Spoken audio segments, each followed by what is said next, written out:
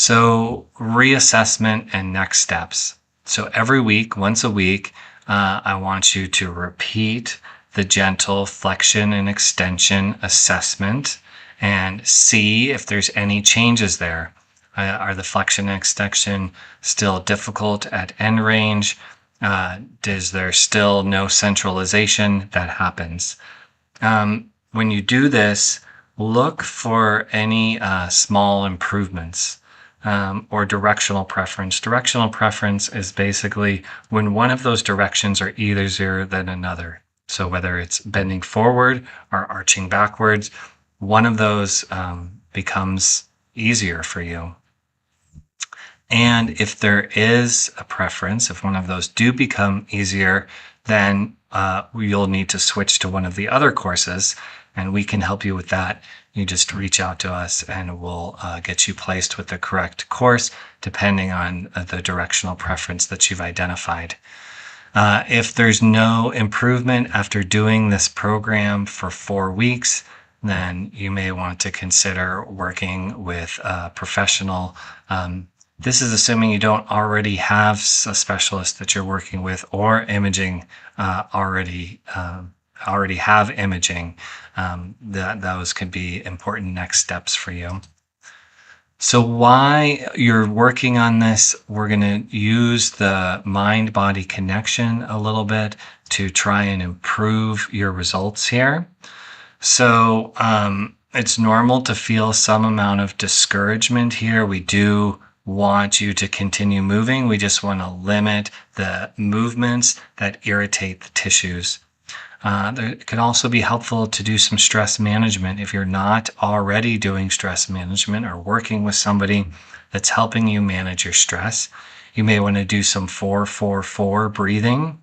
So 4-4-4 breathing is you breathe in for a count of 4, you hold for a count of 4, and then you exhale for a count of 4. And then you hold for a count of 4, and then you inhale for a count of 4. So you just do that for as long as you're comfortable. At no point should you feel like you're straining yourself. This is meant to help you calm your nervous system.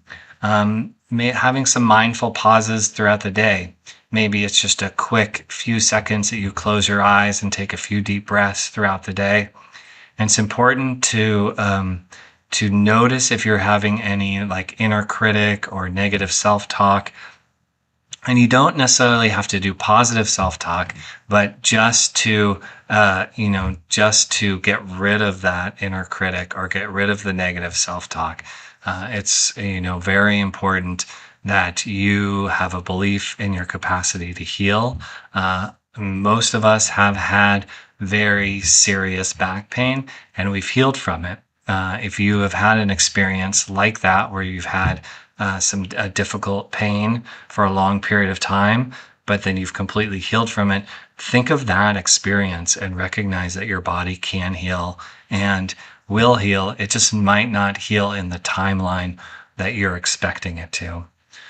And then also, talk to your loved ones, whether that's your family or friends, and just tell them what's going on and that you're exploring new ways to move and that you might need their support sometimes in order to do this successfully.